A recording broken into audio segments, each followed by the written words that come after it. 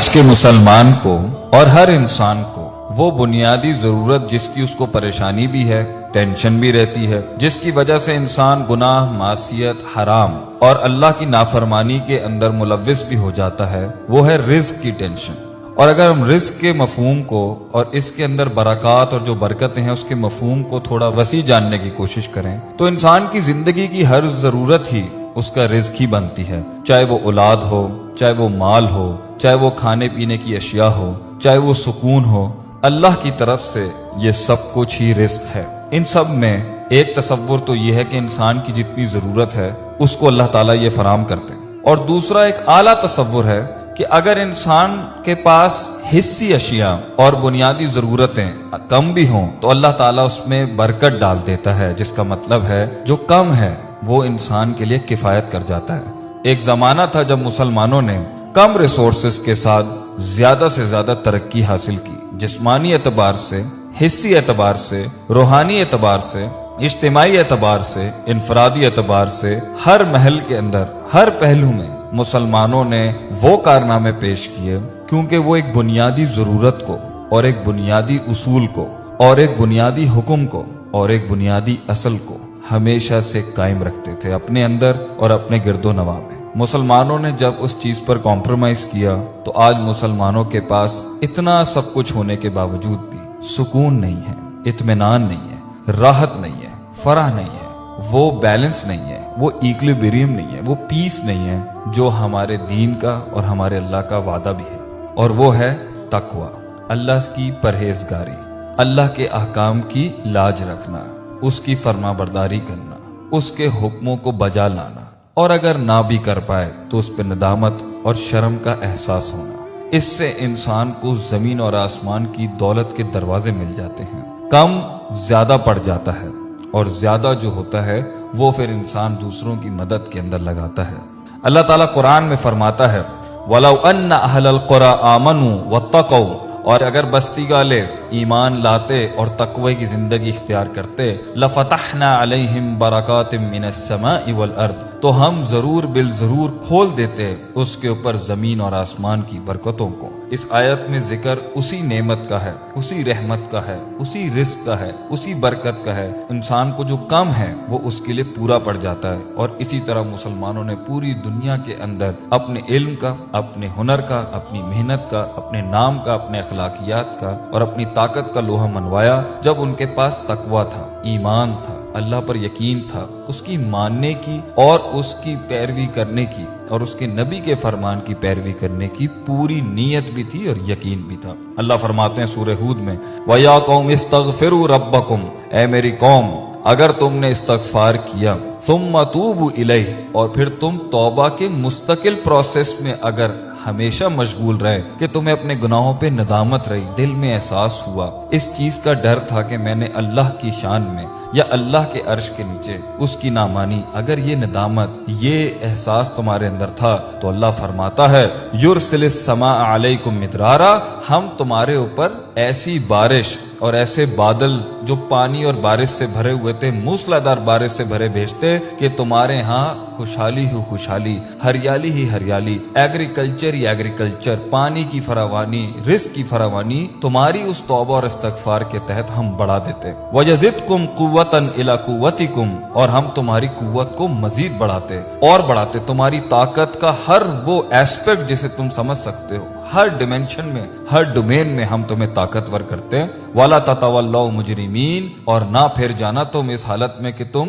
مجرم ہو، جرم کرنے والی حالت میں مت جانا، اللہ کا انکار کرتے ہوئے یا اس کے فرامین کا انکار کرتے ہوئے یا اس سے منہ موڑتے ہوئے۔ اسی طریقے سے اللہ فرماتے ہیں وَمَن يَتَّقِ اللَّهَ، اور جو اللہ سے ڈر گیا، اس کا احساس اس کے دل میں پیدا ہوا کہ میں اپنے رب کی مخلوق ہوں، میں نے اس کے پاس جانا ہے، ایک دن اس کو حساب دینا ہے، اس زندگی کا، ان لمحات کا، ان لحظات کا ایک دن میں نے اکاؤنٹیبلٹی دینی ہے، تو کیا ہوگا؟ یجعل لہ مخرجا، ہم اس کو مخرج دیں گے۔ مخرج اگر آپ نے سنا ہوگا، مخرج ایگزٹ کو کہتے ہیں، اور یہاں پہ مراد ہے ہر پین، ہر ٹرائل، ہر ٹریبولیشن، ہر مایوسی، ہر غم، ہم کرب، زندگی کی ہر تکلیف سے جو مخرج ہوگا، جہاں چاروں دروازے بند ہو جاتے ہیں، پانچواں رستہ جو ہوگا، ہر تنگی کے اندر سے جو شرح صدر ہوگا وہ اللہ کرے گا۔ اور آیت میں اللہ آگے فرماتے ہیں وَيَرْزُقُهُ مِنْ حَيْثُ لَا يَحْتَسِبُ، اور رزق ہم تمہیں وہاں سے دیں گے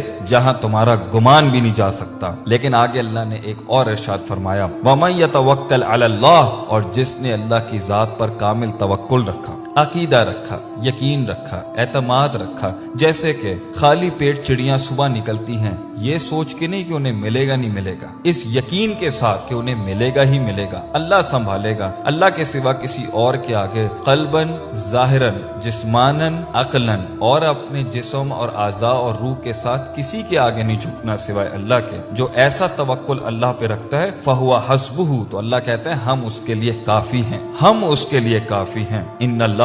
بالغ امرہ، اللہ اپنے معاملات کو پہنچا دیتا ہے جہاں اسے پہنچانا ہوتا ہے۔ قد جعل اللہ لکل شیء قدرا، اللہ نے ہر چیز کی قدر، اس کی تقدیر، اس کی مقدار بیان کر دی ہے، ہونا وہی ہے جو اللہ چاہتا ہے۔ اسی طریقے سے اللہ تعالیٰ ایک اور جگہ فرماتے ہیں فَقُلْتُ اسْتَغْفِرُوا رَبَّكُمْ إِنَّهُ كَانَ غَفَارًا، بے شک کہ اللہ بہت معاف کرنے والا، بہت رحیم ہے۔ تو کیا ملے گا اس ندامت میں؟ کیا ملے گا اس تقوی سے؟ کیا ملے گا اس تعلق باللہ سے؟ کیا ملے گا اس تذلل سے؟ کیا ملے گا اس عاجزی سے؟ کیا ملے گا اس احساس سے کہ ہم نے اپنے مالک کا حق ادا نہیں کیا، ہم نے زندگی کا حق ادا نہیں کیا، ہم نے اپنے رب کو وہ نہیں دیا جو ابلیس نے چیلنج کیا تھا؟ کیا ملے گا؟ یرسل السماء علیکم مدرارا، اللہ تمہارے اوپر بارشیں بھیجے گا، بادل بھیجے گا پانی سے بھرے ہوئے، جس سے مردہ زمینوں میں فصلیں اگیں گی، پھر انڈسٹریاں بنیں گی، پھر خوشحالی آئے گی، مال و دولت آئے گا، سکون بھی آئے گا، اطمینان بھی آئے گا، اور راحت اور سیکیورٹی اور امن بھی ملے گا۔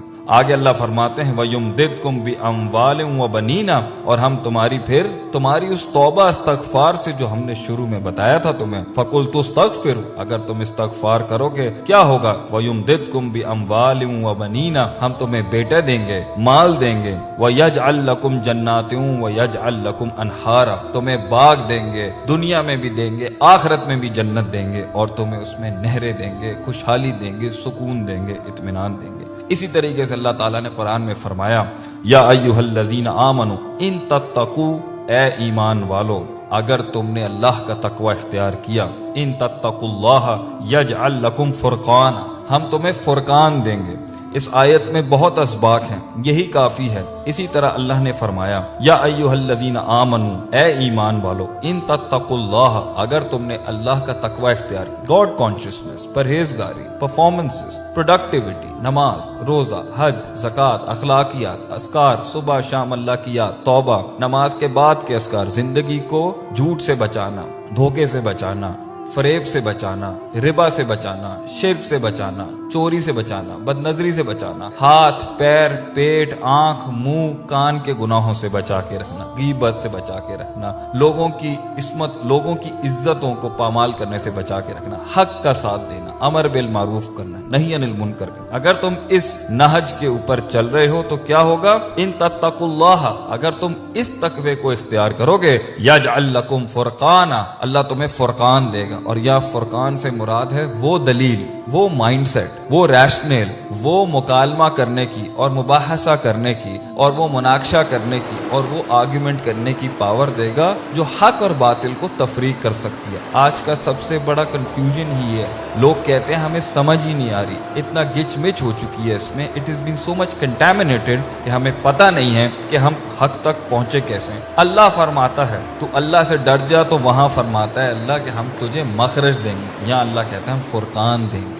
تقوی کی بنیاد پر آپ کو کلیئرٹی ملے گی، تقوی کی بنیاد پہ آپ کو ٹرانسپیرنسی ملے گی، تقوی کی بنیاد پر ہی آپ کو اللہ تعالیٰ حق کو پریزنٹ کرنے کی طاقت دے گا، اور تقوی کی بنیاد کے اوپر ہی اللہ تعالیٰ آپ کو وہ فرقان دے گا جس سے باطل کا سر پیٹا جا سکتا ہے دلائل اور براہین کے ساتھ۔ اسی طریقے سے اللہ تعالیٰ فرماتے ہیں ایک اور مقام کے اوپر وَنِسْتَغْفِرُوا رَبَّكُمْ، اگر تم نے استغفار اور توبہ کی، تقوی، پرہیزگاری، گاڈ کانشسنس، ثُمَّ تُوبُوا إِلَيْهِ، ماضی کی بھی کی اور ثُمَّ تُوبُوا إِلَيْهِ، اور بعض مفسرین کہتے ہیں توبہ سے مراد آنے والے کی بھی، جو مستقبل میں ہونی ہے اس کے بارے میں بھی ڈر کے رہے اور احساس رہا کہ جو آج ہو رہا ہے اللہ ہمیں اس کے لیے معاف کر دے۔ کیا ہوگا؟ یمتعکم متاعا حسنا، ہم تمہیں متاع دیں گے، مال و دولت دیں گے، دنیا کا ساز و سامان دیں گے،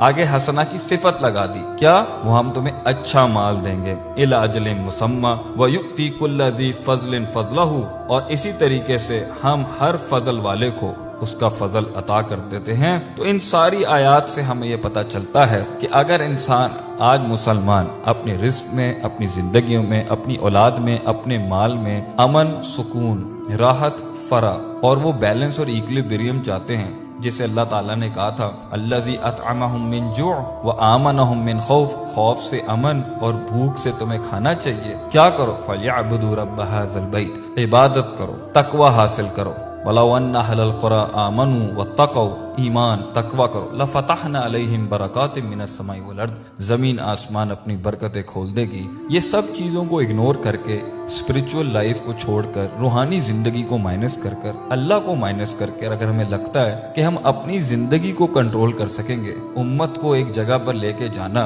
اور امت کو ایک رستہ دکھانا، اور اس امت کو بھی جس نے شاید ابھی تک دین کی دعوت نہیں پہنچی یا قبول نہیں کی، یہ تبھی ہو سکتا ہے کم سے کم ریسورسز میں زیادہ سے زیادہ پرفارمنسز تبھی ہو سکتی ہیں مسلمانوں سے جب وہ تقوی، ایمان، پرہیزگاری، استغفار، توبہ، انابت، احساس، ندامت کی زندگی کی طرف رجوع کریں گے۔ اللہ تعالیٰ زمین اور آسمان کشادہ کر دے گا اس دنیا میں ہمارے لیے۔ اللہ تعالیٰ مسلمانوں کے ہر قسم کے حالات میں آسانی اور رحم فرمائے۔